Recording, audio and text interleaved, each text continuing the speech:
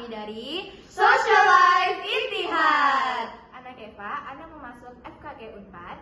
Ana Faiha, Ana mau masuk FTTM ITB. Ana Lukna, Ana mau masuk akuntansi UI. Ana Ocha, Ana mau masuk FK UGM. Ana Faiza, Ana pingin masuk FKH IPB. Nah, tujuan kami menyebutkan nama dan pilihan pendidikan lanjutan tadi berhubungan dengan video yang akan Ustadz-Ustazah dan teman-teman tonton berikutnya, yaitu video PAT kami yang bertemakan mengapa banyak mahasiswa yang merasa mereka itu salah pilih jurusan. Silakan dilihat videonya. Assalamualaikum warahmatullahi wabarakatuh. Halo semuanya. Hari ini Ana udah bersama dua narasumber kita, yaitu yang pertama ada Fausta dari kelas 12 IPA. Dan ada Kak. Aku Velika dari kelas 12 IPA Putri. Oke, jadi di sini saya bakal nanya beberapa pertanyaan seputar jurusan ya. Pertanyaan pertama kan Abang sama Kak udah kelas 12 dan kebetulan udah dapet jurusan dan perguruan tinggi yang diinginkan. Nah, kalau boleh tahu Abang dapetnya di mana dan di jurusan apa? Aku dapat di manajemen bisnis Universitas Gadjah Mada kemarin. Kalau Kakak dapetnya di? Aku dapat manajemen industri jasa makanan dan gizi di IPB. Oke. Nah, tadi Abang dapetnya di UGM di manajemen bisnis. Kalau Kakak dapetnya di IPB yang gizi ya, Kak. Nah, apa aja sih pertimbangan yang Abang sama Kakak ambil atau alasan ngambil jurusan tersebut? Kalau aku sendiri dari prospek kerjanya ya, kalau manajemen bisnis itu bisa kemana aja. Kayak kamu mau bikin bisnis sendiri bisa, mau join bisnis bisa, dan spesifiknya kenapa Gadjah Mada karena di sana itu banyak banget link ke perusahaan-perusahaan luar negerinya tuh banyak banget. Terus di UGM tuh banyak ceritanya deh, mulai dari orang tua yang ketemunya di sana, terus aku juga lahirnya dulu di Jogja. Ya kayak masuk ke Gadjah Mada, terus industri bisnis manajemen tuh sesuatu banget lah buat aku. Oke. Jadi Kak Velika dapetnya di vokasi gizi IPB. Nah, itu apa aja sih pertimbangan yang Kakak timbangin gitu sebelum memilih jurusan itu? Kalau aku personally kenapa milih SP Gizi di IPB? Karena memang aku tertarik banget sama prospeknya dan cara belajarnya. Kalau vokasi itu kan lebih banyak prakteknya ya. Jadi aku udah ngeliat banyak banget cutting-cutting yang dari SP Gizi tuh banyak praktek masak-masak, praktek baking, dan dari ilmu-ilmunya juga kurang lebih sama sih kayak ilmu gizi. Perbedaannya ya di vokasi tuh lebih banyak prakteknya. Ya mungkin karena emang minat aku dan passion aku itu ada di bidang makanan atau nutrisi gitu. Oke. Nah, udah keterima sih, cuman kalau semisalnya ternyata tidak diterima di jurusan tersebut, apakah Kakak sama Abang punya pilihan kedua gitu? Dari Bang Fausa dulu mungkin ya. Kalau aku dari semester 1 itu udah disiapin. Jadi pas semester 1 tuh kalian harus ngeliat dulu nih ada jalur apa aja yang nyediain jurusannya. Jadi aku kalau pas semester 1 itu aku bikin roadmap dari tanggal-tanggalnya, hari tanggal segini ada tes di mana, di universitas mana. Jadi alhamdulillah UGM ini termasuk roadmap aku yang jalur yang pertama dan alhamdulillah lulus. Tapi kalau misalkan nggak ada, itu kemarin aku udah siapin setelah ini ada IUP ITB, terus ada UTBK, habis itu masih ada Mandiri UI, ada Mandiri ITB. Terus nanti yang terakhir aku ada nyiapin juga jalur buat yang lokalnya kayak misalkan kemarin aku nyiapinnya di Universitas mana ya? Oh, di UNAN FKG itu terakhir banget. Pokoknya tuh udah ada 7 universitas itu udah aku roadmap semuanya. Jadi sebelum mendekati tanggal itu kalian harus nyari-nyari dulu tanggalnya dari tanggal tahun lalu. Jadi kalian tuh udah kebayang nanti tanggal segini bakal ada di mana. Jadi kalian nggak bakal istilahnya tersesat lah gitu ya. Selalu ada backingan dari A sampai Z gitu. Oke, kalau dari Kak Velika pilihan keduanya? Jujur kalau aku tuh orangnya idealis banget ya, beda banget sama Fausa yang punya banyak backingan.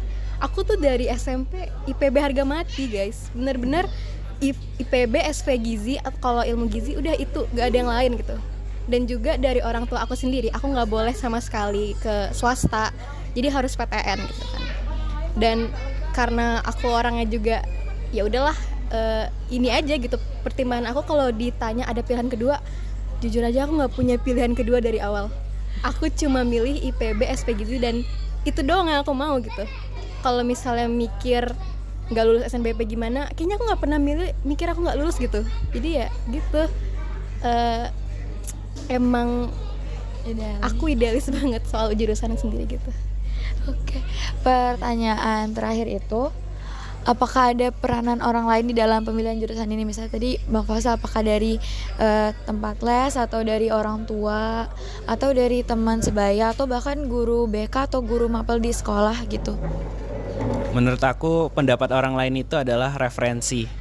Tapi yang paling utama itu dari kalian minatnya di mana. Terus nanti dari minat kalian tanyain ke orang lain, kira-kira cocok nggak ya ini sama aku. Tanya sama guru BK kalian sebagai referensi kalian untuk menetapkan hati kalian mau di mana.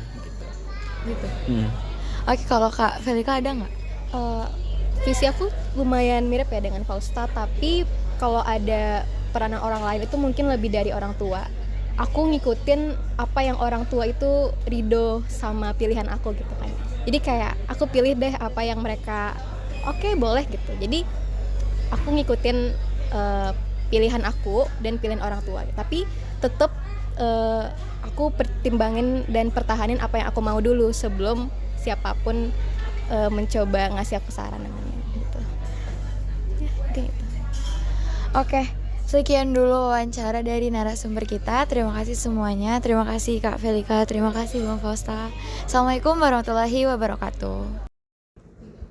Halo semuanya, kali ini kita sudah bersama narasumber kita yang selanjutnya. Boleh perkenalan diri dulu? Halo, nama saya Wan Zafira Alesa Hakani, biasa dipanggil Alesi, dari kelas 10-3. Ale udah nentuin belum jurusan pendidikan Ale buat selanjutnya gitu? Di universitas apa, jurusan apa? Udah sih, sebenarnya udah mikir dari SMP juga kan, tapi masih ada kayak keliru gitu, kayaknya kata guru BK cocoknya di sini. Itu rencananya mau ngambil hukum di USU nanti, gitu. Nah, Ale kan udah milih jurusan hukum di USU ya. Sebelum memilih jurusan itu, apakah Ale mempunyai pertimbangan dalam memilihnya? Ada sih, soalnya kan dulu Mama sempat masuk USU kan, Mama juga pernah jadi dosen. Terus kayak waktu Mama bilang di situ tuh bagus tuh hukumnya, juara entah ketiga entah keberapa di Indonesia. Agak susah sih masuknya, tapi kan karena emang bagus ya kan hukumnya di sana, apalagi kalau lulus sana biasa bisa langsung kerja. Nah, jadi pengen ngambil USU aja langsung, apalagi biasanya yang ngajar ke sana tuh emang orang yang udah profesor gitu kan, yang udah pintar-pintar banget hukumnya. Dan juga udah research gitu kan. Kalau nggak di USU, di UI, susah ya kan, gitu. Gitu aja sih.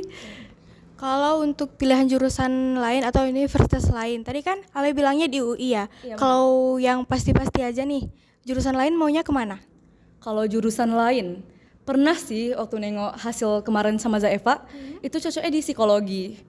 Tapi psikologi kan banyak ya kan orang yang mau ngambil psikologi, hukum juga sih banyak, tapi kalau secara generasi kita sekarang nih, pada bahas mental health segala macam, perginya ke psikologi. Jadi karena takut susah nyari kerjanya, sama susah juga nih masuknya. Jadi kayaknya mau ngambil hukum aja deh, ragu sama psikologi. Itu ya pastinya. Iya benar-benar. Apakah Ale mempunyai peran penting dalam memilih jurusan ini? Kalau peran penting, Mama sih sebenarnya nggak setuju awalnya mau masuk USU gitu kan. Kok kamu hukum, orang IPS tuh gini-gini gitu kan. Tapi akhirnya bicara bentar segala macam sama ayah segala macam. Itu boleh akhirnya mau ngambil IPS, ngambil sosial humaniora ya kan. Terus katanya ya boleh tapi jangan ambil yang common banget gitu kayak ekonomi segala macam. Jadi akhirnya ya udah deh coba USU, coba hukum. Soalnya kan adalah kemungkinan kayak lebih tinggi daripada yang lainnya gitu. Mama sama Papa sih. Tuh kalau mau orang lain gitu ada sih Kak Airin, Bang Fausta sempat ngechat juga, Kak kalau psikologi gini gitu kan. Soalnya Kak Airin yang ngambil psikologi. Tuh akhirnya setelah berpikir bersama-sama ambil hukum aja deh gitu. Oke, terima kasih banyak Ale. Nah, sekarang kan Rafif udah kelas 10 nih. Kira-kira udah kepikiran belum nanti kuliah mau milih jurusan apa? Udah, jadi pas kuliah Ana pengennya ngambil DKV di Institut Seni Indonesia di Jogja. Ya. Langsung. Tadi kan Rafif milihnya Universitas ISI ya. Apa aja sih pertimbangan yang udah Rafif lakuin buat milih universitas itu? Pertimbangan. Jadi kalau ISI ini kan memang institut seni ya, jadi memang universitas untuk kesenian. Dan Ana memang hobi gambar, jadi kayak apa ya, connect aja gitu kan. Jadi masuk akal aja. Kalau kenapa diisi secara khusus ya gimana ya? Dibanding ITB misalnya, ITB kan juga ada DKV, jurusan DKV. Tapi kata ada masukan dari orang, ITB cenderung banyaknya orang teknik-teknik ya. Jadi kayak kurang ada saingan gitu. Jadi lebih banyak saingan, jadi pilih ISI aja karena itu memang universitas untuk kesenian gitu. Nah, kan Rafif udah menentukan pilihan pertamanya. Kira-kira ada nggak pilihan keduanya? Pilihan kedua, kalau dari jurusan sih belum ada yang pasti, tapi mungkin ya berhubungan dengan teknik karena perminatan di sekolah kan juga teknik gitu. Jadi kalau jurusan paling suatu teknik lah gitu. Tapi kalau universitas belum ada nih, belum kepikiran. Juga belum ada research juga universitas selain ISI ya gitu. Ada nggak sih peranan orang lain kayak teman, guru BK atau orang tua yang ngebantu Rafif nentuin jurusan sama universitas ini, ada nggak? Tentunya ada, karena sebelumnya Ana sebelum milih ISI itu, Ana memang pengen pilih ITB karena dari saran guru seni Ustadz Taufik katanya ITB aja karena jurusan DKV-nya bagus. Tapi setelah dengar masukan dari orang lain kayak random sih, tapi orang di bengkel, dia bilang, "Oh, kamu suka gambar, suka kesenian, mending daripada ITB masuk ISI Jogja aja karena itu memang universitas seni yang sangat terkenal gitu." Itu dari orang bengkel. Kalau dari guru BK bukan ada nyaranin sih, tapi lebih ke menguatkan aja gitu, kayak memastikan memang mau diisi gitu. Ya itu aja sih sebenarnya ya. Oke, terima kasih Rafif. Sama-sama. Nah, baik, sekarang kita udah bareng narasumber kita yang selanjutnya, yaitu salah satu orang tua. Oke, jadi kita langsung aja. Ya, langsung aja ya. Pertanyaan pertama itu, apakah ibu tahu pilihan pendidikan lanjut anak ibu? Tahu.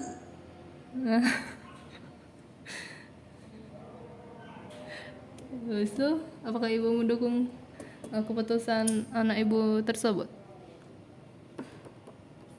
Mendukung.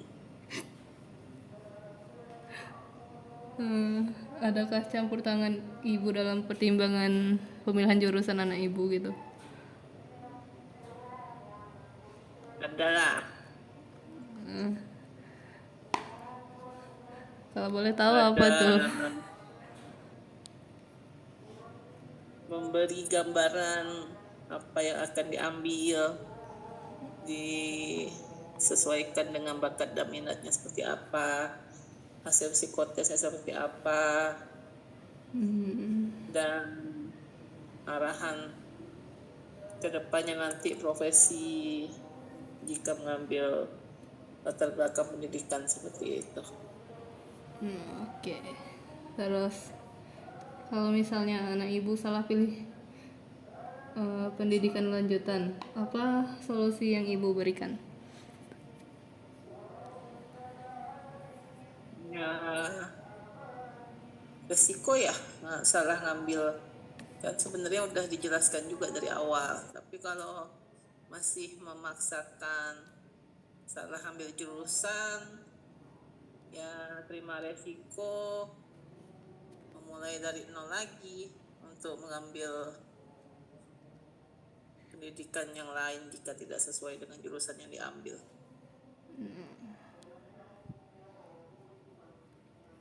Oke, makasih Bu. Halo semuanya, kali ini kita bersama narasumber selanjutnya bersama guru bimbingan konseling kita, Zah Eva.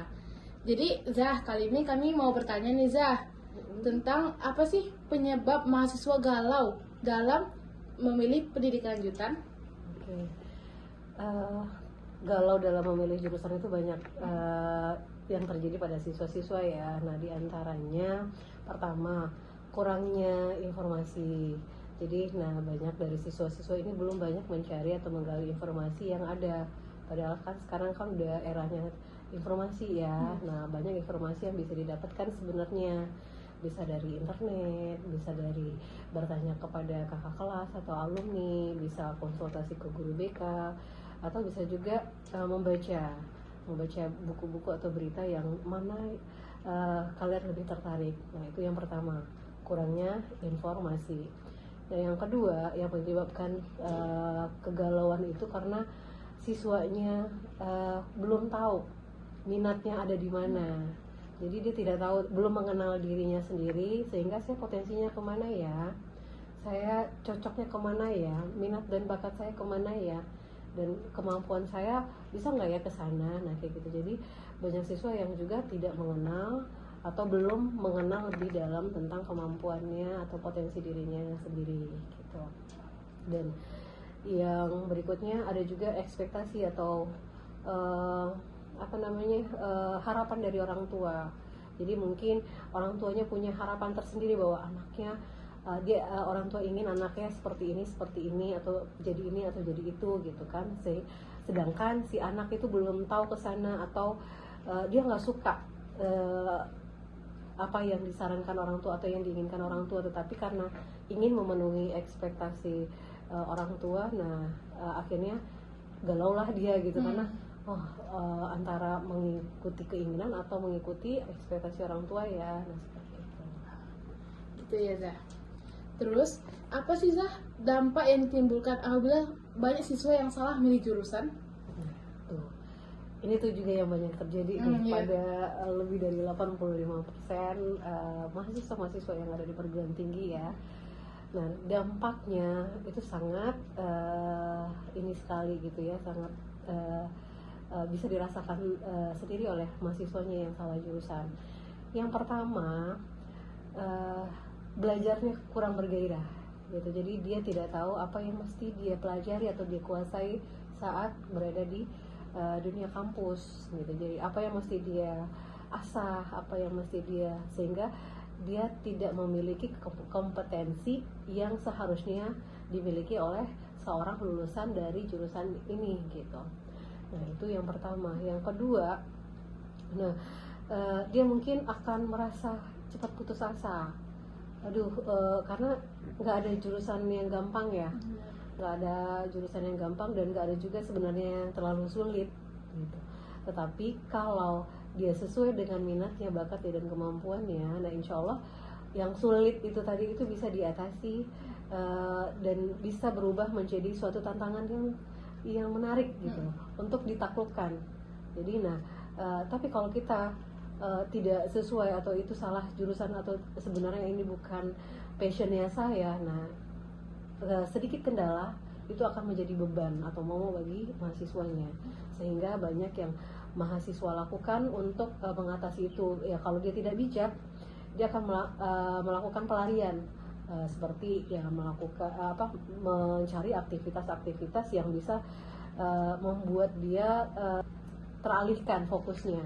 Ya mungkin dia lebih enjoy di organisasi, atau mungkin yang lebih parahnya lagi ada yang malah ngerusak diri gitu ya, melakukan kegiatan-kegiatan yang negatif malah karena itu tadi dia sudah merasa putus asa, belajar di sini sulit, saya ngerasa salah jurusan dan merasa dunia itu udah seperti itu saja, tidak menyenangkan gitu ya. Jadi akhirnya banyak dampak-dampak lainnya gitu, sehingga hal-hal yang tidak diinginkan bisa saja terjadi. Nah, dampak yang ya mungkin tidak terlalu ini, tetapi banyak dirasakan. Ya mungkin dia akan mencoba untuk menyukai, tetapi jalannya akan tertatih-tatih atau terseok-seok karena ya mungkin karena jurusannya itu dia tidak begitu suka, akhirnya yang sulit itu jadi berat gitu. Jadi ya, dia berusaha untuk menjalani itu dengan baik sampai selesai. Tetapi biasanya walaupun sampai selesai kadang hasilnya tidak optimal, dan seharusnya seorang sarjana lulusan tertentu dia harus memiliki kompetensi ini untuk bisa menjadi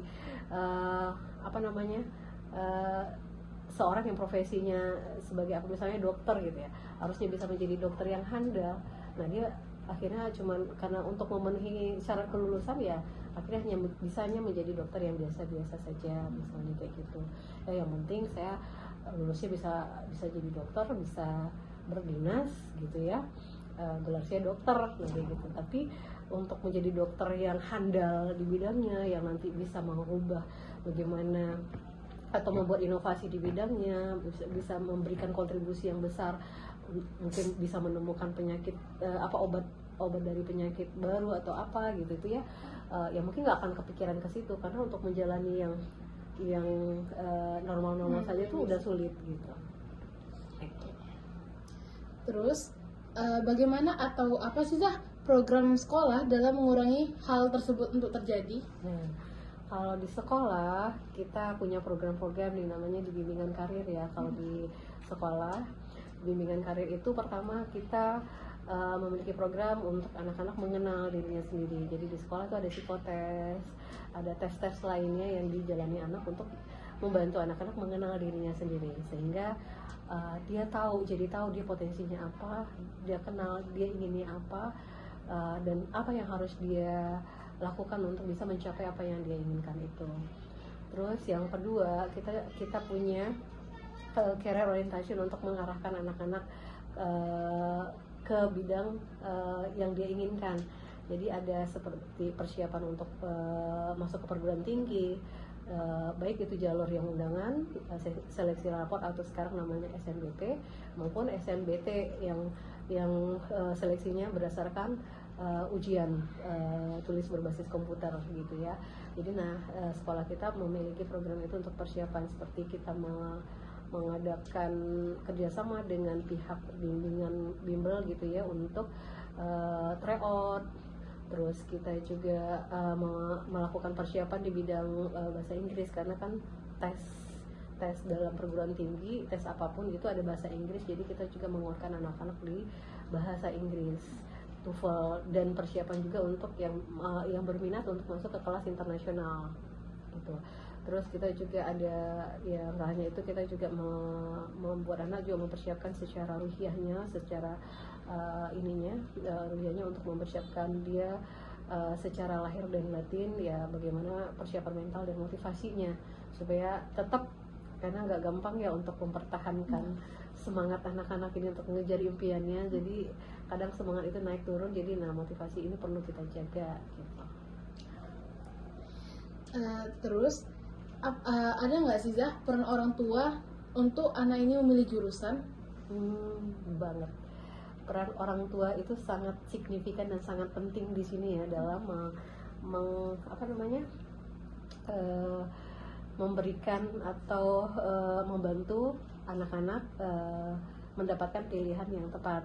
Jadi karena kita kan anak-anak ketemu guru BK-nya kan baru setelah di sekolah, di SMA gitu. Tapi yang mengenal anak lebih lama, lebih duluan kan orang tua. Jadi orang tua yang paling mengenal anaknya seperti apa. Tapi hanya saja nggak semua orang tua mengetahui informasi tentang bagaimana sih seluk-beluk atau serba-serbi di perguruan tinggi, tentang jurusannya atau tentang sistem seleksinya seperti apa. Jadi di sini kerja sama orang tua dan sekolah itu sangat penting, karena yang akan menjalani perkuliahan nanti itu adalah anak-anaknya gitu kan. Jadi kita di sini perannya untuk membantu, mensupport dan mewadahi anak-anak untuk bisa menggali potensinya sendiri gitu. Jadi orang tua di sini juga sangat berperan memberikan support itu, memberikan motivasi dan meyakinkan anak, kamu bisa loh mencapai ini gitu. Nah, soal terakhir nih Zah, kita kan anak-anak ketemu guru BK-nya kan baru setelah di sekolah, di SMA gitu. Tapi yang mengenal anak lebih lama, lebih duluan kan orang tua. Jadi orang tua yang paling mengenal anaknya seperti apa. Tapi hanya saja nggak semua orang tua mengetahui informasi tentang bagaimana sih seluk-beluk atau serba-serbi di perguruan tinggi, tentang jurusannya atau tentang sistem seleksinya seperti apa. Jadi di sini kerja sama orang tua dan sekolah itu sangat penting, karena yang akan menjalani perkuliahan nanti itu adalah anak-anaknya gitu kan. Jadi kita di sini perannya untuk membantu, mensupport dan mewadahi anak-anak untuk bisa menggali potensinya sendiri gitu. Jadi orang tua di sini juga sangat berperan memberikan support itu, memberikan motivasi dan meyakinkan anak, kamu bisa loh mencapai ini gitu. Nah, soal terakhir nih Zah, bagaimana sih solusi yang dapat diberikan apabila banyak siswa yang udah terlanjur salah pilih jurusannya? Nah, kalau sudah terlanjur salah jurusan, berarti kan ini posisinya sudah di kampus ya. Kalau sudah di kampus, tidak di sekolah lagi ya. Pertama, kalau itu taunya di awal ya, kalau ya akan seperti itu tadi, itu dampaknya anak-anak akan berkorban ya kalau dia mau mengalihkan atau kembali ke jalan yang benar, mencari jurusan yang sesuai. Nah, itu sah-sah saja dan bukan aib, bukan masalah gitu. Karena mundur untuk maju lebih jauh itu kan lebih baik daripada dia menjalani sesuatu yang dia tidak suka gitu. Jadi kalau dia memang punya keinginan untuk oke, baik, saya udah ngerasain nih salah jurusan nih gitu. Kalau dia lihat jurusannya itu memang sama sekali dia tidak memiliki harapan lebih baik di situ, misalnya tidak menemukan jati dirinya di situ, ya mungkin keputusan yang lebih baik dia untuk mengulang, ikut lagi tahun depan, ikut ini gitu ya, UTBK atau seleksi ini dan memilih yang lebih dia minati gitu. Tetapi kalau dia masih ngerasa ada yang menarik di sini, dia ngerasa ada kesesuaian, ya mungkin dia perlu menggali informasi terlebih dahulu gitu. Apa sih yang bisa saya perbuat dengan ini daripada saya mengulang, buang waktu, buang uang, buang tenaga gitu ya. Jadi mending dia gali dari minat saya dan dari apa yang bisa saya lakukan di jurusan ini apa ya gitu. Pasti sebenarnya bisa saja dia menemukan titik temunya gitu, selagi dia mau mencari kira-kira dari jurusan ini saya bisa apa ya gitu, yang sesuai dengan minat saya gitu. Jadi ada banyak alumni kita yang seperti itu gitu ya. Jadi ya biar nggak sia-sia gitu loh, uang orang tua dan waktunya gitu. Terus kalau udah terlanjur ya coba mencari apa sih ya, misalnya dia pengen jadi apa gitu, tapi di jurusan ini adanya ini gitu. Nah, mungkin dia bisa mencari atau menjalani belajar kompetensi-kompetensi yang lain sebagai tambahan kompetensinya dia di jurusan itu gitu, supaya nanti peluang dia untuk di pekerjaan dia bisa memiliki pilihan-pilihan yang lebih sesuai daripada dia hanya mengikuti rule yang ada. Wah, banyak banget nih informasinya dari Zaifa. Makasih ya Zaifa udah jadi narasumber kami. Sama-sama. Dadah. Dadah.